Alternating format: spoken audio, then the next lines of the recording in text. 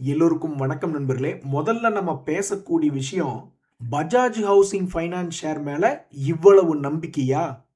Share மார்க்கெட்ல பொறுமையாக இருந்தால் செல்வம் சேரும் என்பது நடக்குது. சில ஷேர்கள்ல எந்த டைம்ல நடக்கும் அப்படின்றது யாருக்கும் தெரியாது. ஆனா ஒரு நண்பர் 10,500 பஜாஜ் ஹவுசிங் ஃபைனான்ஸ் ஷேர் வாங்கி வச்சுக்கிட்டு அதன் மூலியமாக கோடீஸ்வரி ஆகாமல் அந்த ஷேரை நான் விற்க போறதில்ல. ஆக மொத்தம் 11,97,000 ரூபா பணத்தை போட்டுட்டு 10,500 ஷேர் ஹோல்டு பண்ணிக்கிட்டு இருக்காங்க பஜாஜ் ஹவுசிங் ஃபைனான்ஸ் அப்படின்ற ஷேர். ஸோ அது தற்போதைய விலையில பக்கத்தில் என்னைக்கு ஒரு ஜீரோ சேரும் பொழுது 100 ரூபாயிலிருந்து என்னைக்கு ஒரு 1000 ரூபாய் பக்கத்தில் இந்த பஜாஜ் ஹவுசிங் ஃபைனான்ஸ் வருதோ அப்போது அந்த ஷேர் மூலியமாக நான் ஒரு கோடீஸ்வரி ஆவேன் அப்படின்ற ஒரு நம்பிக்கையோட அந்த நண்பர் இருக்காப்புல. நான் ஏதோ ஏழைக்கேத்த ஒரு எள்ளுருண்டையாக ஒரு மைக்ரோவேவ் ஓவன் கிடைச்சதுன்னா போதும் தான் நானும் பார்த்துக்கிட்டு இருக்கேன். போன ரிசல்ட் சீசனில் கூட டக்குன்னு ஒரு 30% ஜம்ப் அடிச்சுது இந்த பஜாஜ் ஹவுசிங் ஃபைனான்ஸ்.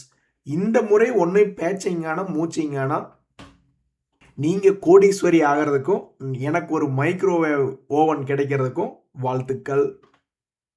அடே நிஃப்டி நேற்று 500 பாயிண்ட் கழட்டி விட்டுட்டு இன்னைக்கு நல்லகுடி நாட்சி மாதிரி வெறும் 176 பாயிண்ட் ஏறி இருக்க. உனக்கு மாலை மரியாதை என்பது எந்த காலத்துக்கும் கிடையாது. மறுபடி நீ எப்போ 25,000 நீ தாண்டியோ அன்னைக்கு தான் உன்னால எங்களுக்கு மகிழ்ச்சி வரும். அன்னைக்கு தான் உனக்கு மாலையும் மரியாதையும். அது வரைக்கும் நீ 24,000 வந்தா என்ன, 23,000 போனா என்ன, எங்க போனாலும் நாங்கள் பணத்தை முதலீடு பண்ணக்கூடிய ஏரியாவாக தான் இருக்கு. 25,000 என்னைக்கு நீ தொடரையோ அன்னைக்கு தான் லாபம் புக் பண்ண வேண்டிய இடமாக எங்களுக்கு மோஸ்ட்லி வர வேண்டிய வாய்ப்பு என்பது சேரும். அது வரைக்கும் நீ என்னதான் நாடகம் ஆடினாலும் சரி 150 பாயிண்ட் ஏறுற மாதிரி காமிக்கிறது, அப்புறம் நாளைக்கு மறுபடியும் இன்னொரு 100 பாயிண்ட் ஏறி காமிக்கிறது, எதுக்கு இந்த நடிப்பு? நீ 25,000 வந்தா மட்டும்தான் உன்னால எங்களுக்கு 10 பைசா பிரயோஜனம். நண்பர்களே, இன்னைக்கு சிங்கக்குட்டி மாதிரி ஒரு நண்பர் ஜெயிச்சிருக்கார். அவர் வேற யாரும் இல்லை, இவர் தான். கல்யாண் ஜுவல்லரியில் தொடர்ந்து நான் எடுத்துக்கிட்டே இருக்கேன், எனக்கு லாஸ் ஆகிட்டு தான் இருக்கு, ரொம்ப மனசுக்கு கஷ்டமா இருக்கு, அந்த கல்யாண் ஜுவல்லரி என்னை மதிக்கவே மாட்டேன்றான், கீழே போயிட்டே இருக்கான், இருந்தாலும் நான் அவனை விடுற மாதிரி இல்லை அப்படின்னு ஆவரேஜ் பண்ணிக்கிட்டே இருந்தார். கடைசியில் பார்த்தா ஒரே வாரத்தில் எல்லாமே தலைகீழாக மாறிவிட்டது. பார்த்தீங்களா ஷேர் மார்க்கெட்டில்? இன்னைக்கு ஒரே நாளில் இந்த கல்யாண் ஜுவல்லரி 17% ஏறி இருக்கு. ஸோ ஸ்டாக் மார்க்கெட்டில் பணத்தை போடும் பொழுதே ஏதாவது ஒரு ஷேர் கீழிருந்து தன்னால் 200 டேஸ் மூவிங் ஆவரேஜையாவது தொட முடியுமா அப்படின்னு பார்க்கணும். அப்படி தொட்டதுக்கே இந்த கல்யாண் ஜுவல்லரி சமீபத்தில் 30% ஏறி இருக்கு. சில பங்குகள் ஒருவேளை பாதி கிணறு அடையுமா அப்படின்னா பாதி கிணறு இறங்குனதுல பாதி மீட் எடுத்துனா கூட 100% பக்கம் ஏறணும். முழுமைக்கும் மீட் எடுத்தா இதெல்லாம் 130% ஏறணும். எப்படி பார்த்தாலும் மொத்தம் 3 லெவல் கீழே இருந்து மேலே ஏறப்ப 200 டேஸ் மூவிங் ஆவரேஜ் தொடணும், பாதி கிணறு வரணும், முழுமைக்கும் வரணும். அதுக்கு மேலே போகிறதெல்லாம் ஓவர் ஆசை தான். ஸோ இதுக்கு முன்னாடியே பல முறை நிரூபித்து காமிச்ச இந்த கல்யாண் ஜுவல்லரி, பல முறை 200 டேஸ் மூவிங் ஆவரேஜை வந்து தொட்டு தொட்டு காமிச்சிட்டு இருந்த கல்யாண் ஜுவல்லரி இன்றைக்கும் அது 30% பக்கம் மேலே ஏறி சமீபத்தில் 200 டேஸ் மூவிங் ஆவரேஜை தாண்டி காமிச்சிருக்கு. இதே மாதிரி தான் எனக்கு நல்லா ஞாபகம் இருக்கு. கொச்சின் ஷிப்யார்ட்லயும் ஒரு நண்பர் இதே மாதிரி தான் ஆவரேஜ் பண்ணிட்டே வந்தார். கடைசியில் அவருக்காகவே அந்த ஷேர் ஒரு முறை மேலே ஏறி லாபம் பண்ணி கொடுத்த மாதிரி கொடுத்துட்டு அப்புறம் கீழே விழுந்துடுச்சு. நண்பர்களே, அதே மாதிரி சமீபத்தில் செய்தியில் இருந்த பங்கு மேப் மை இந்தியா அப்படின்ற ஒரு பங்கு, அவன் டிவிடெண்ட் கொடுக்குறான் அப்படின்ற ஒரு அனௌன்ஸ்மெண்ட் வந்திருந்தது. அதுக்கப்புறம் இப்போ சமீபத்தில் பார்த்தோம்னா ஆல்மோஸ்ட் அது 800 ரூபாயிலிருந்து 1057 அப்படின்ற மாதிரி வந்திருக்கு. இதுவுமே ஆல்மோஸ்ட் 30% தன்னுடைய லோலேருந்து ஏறி இருக்கு. இதுக்கு என்ன காரணம்னா சமீபத்தில் இவங்களுடைய டிவிடெண்ட் அனௌன்ஸ்மெண்ட் ஒன்று வந்திருந்தது. ஸோ இது ஒரு லாபம் செய்யக்கூடிய பங்கு, டிவிடெண்ட் தரக்கூடிய பங்கு. எப்படியோ டிவிடெண்ட் நியூஸ் சமீபத்தில் வந்தது, அதை வச்சுக்கிட்டு எப்படியோ ஒரு 30% வண்டியை ஓட்டிட்டான். இந்த டாக்டர் ரெட்டி ஷேர் பொறுத்த வரைக்கும் என்ன செய்தினா, இப்போதான் நிறைய பேர் சமீபத்தில் ஆசைப்பட்டுக்கிட்டு இருந்தாங்க, நீ பாட்டுக்கு ஏறி இறங்கி விளையாண்டுக்கிட்டு இருக்கியே, சமீபத்தில் உச்சத்தில் இருந்தியே. அப்போ நீ எல்லாம் வழக்கம் போல் எப்படி மேலேருந்து கீழே விழுந்தியோ அதே மாதிரி இன்னொரு முறை விழுந்தா பல ஸ்மார்ட் மணி கான்செப்டுக்காரங்களுக்கு ஜாலியாக இருக்குமே அப்படின்னு பல ஸ்மார்ட் மணி கான்செப்டுக்காரங்க ஆசைப்பட்டுக்கிட்டு இருந்தாங்க. அவங்க ஆசைப்பட்ட அடுத்த சில நாட்கள்லேயே அள்ளி கொடுத்துட்டான். பயங்கரமான கிராஷ் இன்னைக்கு ஷேர் மார்க்கெட் சரித்திரத்திலேயே கும்பா குட்டின்ற ஒரு முக்கியமான சரித்திரத்தில் டாக்டர் ரெட்டி லெபார்டரிஸை இன்னைக்கு எழுதியிருப்பாங்க. ஏன்னா 6% என்பது வீழ்ச்சி. இந்த வீழ்ச்சி இவனுக்கு புதுசு கிடையாது. இந்த வருஷத்திலேயே பல முறை கீழே விழுந்து எந்திரிச்சிருக்கான். இந்த முறையும் கீழே விழுந்ததுனால ஸ்மார்ட் மணி கான்செப்டுக்காரங்களாம் ரொம்ப ஹாப்பியாக இருப்பாங்க. ஆஹா, என்னப்பா இந்த Q1 ரிசல்ட் சீசன் உங்களுது அப்படின்னு முடிவு பண்ணிட்டீங்களா, பயங்கரமான கலெக்ஷனாக இருக்கே அப்படின்ற மாதிரி ஹாப்பியஸ்ட் மைண்ட் 7% ஏறி இருக்கு. எங்கிருந்து? இயர் லோல இருந்து. அதே மாதிரி ஸ்விக்கி 6%, அதுவும் இயர் லோல இருந்து. இ-கிளர்க் சர்வீசஸ் அப்படின்ற ஒரு ஷேர், அதுவும் இயர் லோல இருந்து 5% என்பது இன்னைக்கு ரெக்கவரி ஆயிருக்கு. ஸோ அதுதாங்க நண்பர்களே, எவன் ஒரு நாள் கூத்து அப்படின்றதுக்காக ஏறி வர்றான்னு நம்மளுக்கு தெரியாது. எவன் தொடர்ந்து 30-40% ஏறுவான்னு தெரியாது. ஆக மொத்தம் ஸ்டாக் மார்க்கெட்டில் கண்கொத்தி பாம்பாக பார்த்துக்கிட்டு இருக்கணும். எவன் எப்போ ஏறுவான், எவன் எப்போ இறங்குவான்னு. டாக்டர் ரெட்டி டபக்குன்னு பல பேர் எதிர்பார்த்த மாதிரி இறங்கிடுச்சு. அதே மாதிரி பல பேர் எதிர்பார்த்த மாதிரி கல்யாண் ஜுவல்லரி முதல் கொண்டு, கொச்சின் ஷிப்யார்டு முதல் கொண்டு, ஹாப்பியஸ்ட் மைண்டு, ஸ்விக்கி, இ-கிளர்க்ஸ்னு ஏகப்பட்ட பங்குகள் இன்னைக்கு ஏறி இருக்கு. நண்பர்களே, டாக்டர் ரெட்டி எல்லாம் குறைவான அளவுக்கு ஏறி இறங்கக்கூடிய பங்கு. ஆனால் இந்த ஃபார்மா செக்டரில் பயங்கரமாக வாலட்டிலிட்டியாக இருக்கக்கூடிய பங்குகள் எத்தனையோ இருக்கு.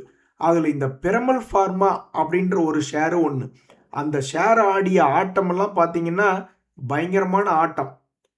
அதில் தற்போது 200 டேஸ் மூவிங் ஆவரேஜ் பக்கத்தில் இருக்கக்கூடிய இந்த பிரமல் ஃபார்மா ஏற்கனவே போன குவார்டர்லி ரிசல்ட்ஸில் ஆல்மோஸ்ட் 40% லோ ரேட்லேருந்து ஏறிய பங்கு.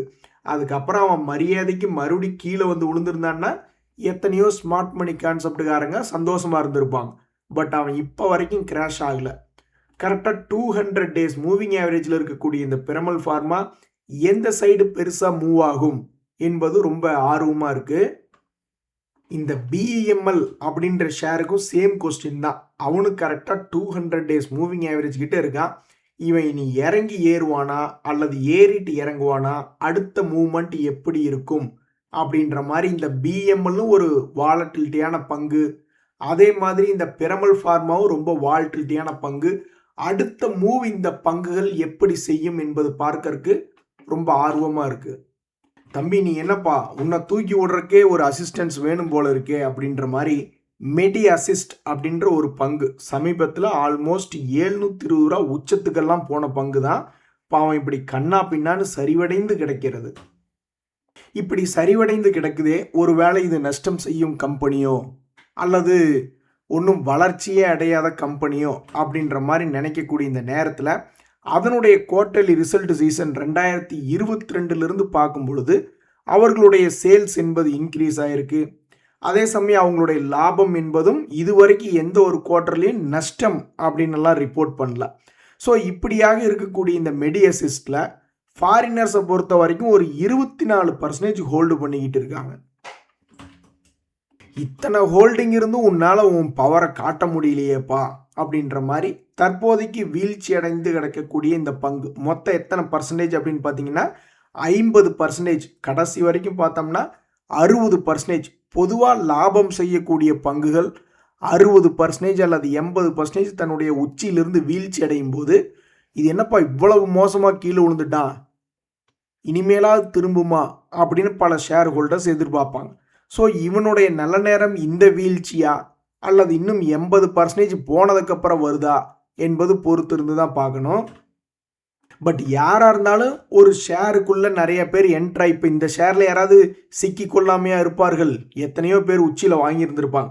ஆனால் எந்த ஒரு ஷேராக இருந்தாலும் திரும்பி தன்னுடைய பழைய ஹையை தொடுமா இல்லையா அல்லது பாதி தூரமாவது வந்து சேருமா இல்லையா அப்படின்ற ஒரு கான்ஃபிடென்ட் வந்ததுனா தான் யாராக இருந்தாலும் அந்த ஷேருக்குள்ளே என்ட்ரி ஆவாங்க.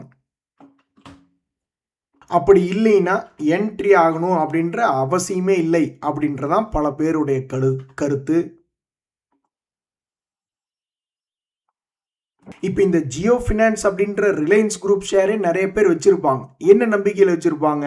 என்னைக்காவது ஒரு நாள் திரும்பி தன்னுடைய பழைய ஹை வருமோ அப்படின்ற மாதிரிலாம் பல பேர் நினச்சிக்கிட்டு இருப்பாங்க. இந்த நேரத்தில் ஜியோ ஃபினான்ஸில் இன்னொரு செய்தி என்னென்னா, ஜியோ பிளாட்ஃபார்ம்ஸினுடைய ஐபிஓ வரும்பொழுது இந்த ப்ரைஸில் ஏதாவது ஆக்டிவேட் ஆகுமா? ஸோ நீங்கள் பார்க்குறது ஜியோ ஃபினான்ஸ் அப்படின்ற ஷேரினுடைய விலை. இதுக்கு முன்னாடியெல்லாம் அவனால் முடிஞ்சிருக்கு, புதிய உச்சங்களுக்கு போக முடிஞ்சிருக்கு, மறுபடி கீழே விழுந்ததுக்கப்புறம் பாதி தூரம் போக முடிஞ்சிருக்கு. இந்த முறை என்ன பண்ண போகிறான்னு தெரில. நண்பர்களே, இந்த நேரத்தில் ஒரு எக்ஸாம்பிளுக்கு பார்க்கணுன்னா, கீழே விழுந்த பங்குகள் போன முறை வந்த அதே ஹை திரும்பி வந்தால் கூட பரவாயில்லையே அப்படின்ற மாதிரி சில பேர் யோசிப்பாங்க. ஒரு எக்ஸாம்பிளுக்கு இந்த மொயில் லிமிடெட் அப்படின்ற ஒரு பங்கு, அந்த பங்கு வந்து திடீர்னு போன குவார்ட்டர்லி ரிசல்ட் சீசனில் பிக்கப் ஆகி மேலே வந்தது 35%. இந்த முறை என்ன செய்ய போகிறது? இந்த பங்கை பொறுத்த வரைக்கும் தற்போதைக்கு இது வந்து ஒரு லாபம் செய்யக்கூடிய ஒரு ஷேராக இருக்குது. இந்த 90 கோடி லாபமெல்லாம் அவனுடைய வாழ்க்கையில் எப்போ பார்த்துட்டான் தான். பட் இருந்தாலும் இப்போவும் அதே வருமானத்தை வச்சு தான் வண்டி ஓட்டிக்கிட்டு இருக்கு. சரி, கடைசிக்கு ஒரு நஷ்டம் இல்லாத கம்பெனி அப்படின்ற ஒரு நிலைமை தான். ஸோ க்ரோத் இல்லாமல் ஒரே லாபம் கொடுத்து கொண்டு இருக்கும் பொழுது, அப்போ ஒரே குண்டு சட்டிக்குள் நீ குதிரை ஓட்டுவாயா அப்படின்றதான் பல பேர்த்தினுடைய எதிர்பார்ப்பாக இருக்குது. அதே மாதிரி இர்கான் இன்டர்நேஷ்னல் அப்படின்ற பங்கு, அவன் போன முறை ரிசல்ட் சீசனில் அவன் ரெக்கவரி ஆனது 40%. இதுவுமே ஒரு நஷ்டம் செய்யக்கூடிய ஒரு ஷேர் அந்த மாதிரி கிடையாது. இவங்க எப்பவும் செய்யக்கூடிய ஒரு 200 கோடி அப்படின்ற லாபத்தை காமிச்சுக்கிட்டு இருக்காங்க. இன்ஃபேக்ட் இது க்ரோத் ஆகலை, கும்பா குட்டி கீழே இறங்கிட்டான். வருமானத்தை ஒவ்வொரு குவார்ட்டர்லையும் குறைச்சி காமிச்சுக்கிட்டு இருந்திருக்கான். போன குவார்ட்டர் கொஞ்சம் பரவாயில்ல, 191 கோடி லாபம்.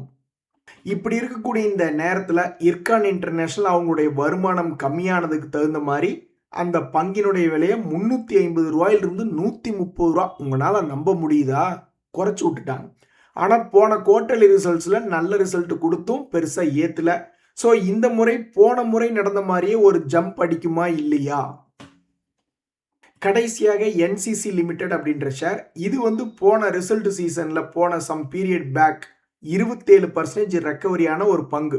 இவன் 200 டேஸ் மூவிங் ஆவரேஜை ஒரு 2 முறை 3 முறை தொட்டிருக்கான். அவ்வளவுதான் இவனுடைய சக்தியாக இருக்குது.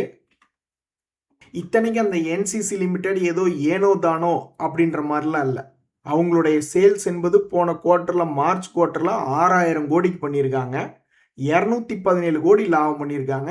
இருந்தாலும் மார்க்கெட்டுக்கு அதை செலிப்ரேட் பண்ணணும், தலையில் தூக்கி வச்சு கொண்டாடணும் அப்படின்ற எண்ணம் இப்போ வரைக்கும் வரல. ஸோ பல பேர் என்ன எதிர்பார்க்குறாங்கன்னா, போன முறை ஏறி கீழே விழுந்து விட்ட பங்குகள் மறுபடியும் அதே மாதிரி ஏறுமா அப்படின்ற மாதிரி பல பேர் இந்த மாதிரி பல்வேறு பங்குகளில் எதிர்பார்த்துக்கிட்டு இருக்காங்க. நண்பர்களே, அது போக இந்த Q1 ரிசல்ட் சீசனில் புதிய ஆர்டர்கள் யாருக்கு வருது? சோலாருக்கு வருது, ரயில்வேக்கு வருது, டிஃபென்ஸுக்கு வருது, ஆர்டிஃபிஷியல் இன்டெலிஜென்ஸில் இப்போ சமீபத்தில் நிறைய ஆர்டர் வருது. அப்போ இந்த செக்டரில் என்ன ஆகும் அப்படின்றத பொறுத்திருந்து தான் பார்க்கணும். நண்பர்களே, வேறு என்ன செய்திகள்னா, இந்த டாடா கேபிட்டலினுடைய போர்ட் மீட்டிங் 28 ஜூலை அப்படின்ற ஒரு தகவல். அதாவது இன்றைய தேதியிலிருந்து ஒரு 10-20 நாள் கழித்து பெரிய செய்திகள் வருதுன்னா அதற்கு இடைப்பட்ட நாட்களில் எப்படி ட்ரேட் ஆகுது அப்படின்னு பார்க்கறக்கு பிளான் பண்ணுறக்கெல்லாம் நிறைய பேர்த்துக்கு வசதியாக இருக்கும். இப்போ கூட சமீபத்தில் அந்த மேப் மை இந்தியாவினுடைய டிவிடெண்ட் ரெக்கார்ட் டேட் சொல்லியிருந்தாங்க. அந்த இடைப்பட்ட நாட்களில் ஒரே நாளில் ஒரு 10% பக்கம்லாம் மேலே தூக்கி ட்ரேட் ஆகிட்டு இருக்கு. ஆனால் இந்த டாடா கேபிட்டல் ஏற்கனவே அவங்களுக்கு பாலும் பழமும் கொடுத்து நல்லா ஜாலியாக இருங்க அப்படின்ற மாதிரி அது ஆல்ரெடி மிகவும் உச்சத்துக்கு போயிடுச்சு. இப்படி உச்சத்தில் இருக்கக்கூடிய இந்த நேரத்தில் இப்போ ஒரு செய்தி என்ன வந்திருக்கு அப்படின்னு நம்ம பார்த்தோம்னா, அவங்களுடைய போர்ட் மீட்டிங் என்பது 28 ஜூலை என்பது. டாடா கேபிட்டல் ஏறிடுச்சு, ஹெச்டிபி ஃபினான்ஷியல் சர்வீஸ் ஏறிடுச்சு, இந்த பஜாஜ் ஹவுசிங் ஃபைனான்ஸ் ஏற மாட்டேன்றான். அப்படி என்னடா உனக்கு நாங்கள் துரோகம் பண்ணோம்? பருத்தி வைக்கலையா, புண்ணாக்கு வைக்கலையா, தண்ணி கொடுக்கலையா அப்படின்னு ஒரு காமெடி ஒன்று வரும், கவுண்டமணி அவர்களோட காமெடி. அது மாதிரி உனக்கு நாங்கள் என்ன பண்ணாமல் இருக்கோம் நண்பர்களே. அதே மாதிரி இந்த ஜிஐ ஷிப்பிங்குமே மிக முக்கியமான கட்டத்தில் வந்து நிற்கிது. மறுபடியும் இங்கிருந்து அதனுடைய மொமெண்டம் ஃபெயிலியர் ஆகாமல் மறுபடி பிக்கப் ஆகி புதிய உச்சம் 2000 அந்த மாதிரி போக போகிறதா அல்லது கொஞ்சம் சீப்பான ரேட்டுக்கு வரப்போகிறதா அப்படின்றத பொறுத்திருந்து பார்க்கணும். ஆக மொத்தம் ஜிஐ ஷிப்பிங்லேயுமே என்ன ஒரு முக்கியமான தகவல்னா, அவங்களுடைய ஏஜிஎம் ஆகஸ்ட் 4 அப்படின்றது. ஸோ அந்த தேதி வர்றதுக்குள்ள இப்போ இருக்கக்கூடிய விலை மறுபடியும் தன்னுடைய பழைய உச்சம் 2000 நோக்கி போகுதா இல்லையா அப்படின்றது பொறுத்து இருந்து தான் பார்க்கணும். நண்பர்களே, இந்த மேஜிக் தான் நீங்கள் வச்சிருக்கக்கூடிய எல்லா பங்குகள்லையும் நடக்கணும். பாதி பேர் ஆல்ரெடி லாபத்தில் இருப்பாங்க, சில பேர் வந்து உச்சியில் வாங்கி பாவம் லோ ரேட்டில் இருப்பாங்க. அவங்க எல்லாத்துக்குமே என்ன மேஜிக் நடக்கணும்னா, இந்த ஜிஏ ஷிப்பிங் மாதிரியே பழைய ஹையை ஒட்டச்சு மேல் நோக்கி ஏறணும். இப்படி இந்த மாதிரி எல்லா பங்குகளும் ஏறிட்டா நம்மளுக்கு கொண்டாட்டமாக இருக்கும்.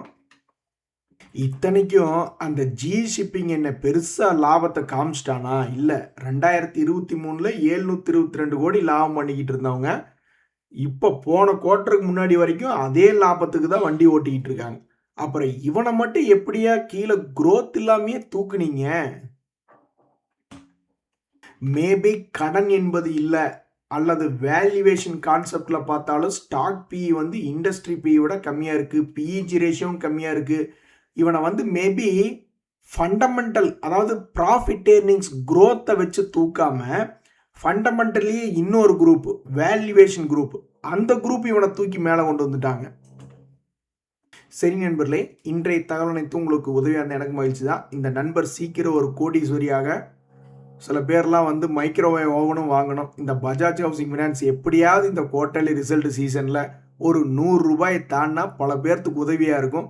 செய்வீர்களா? நன்றி, வணக்கம்.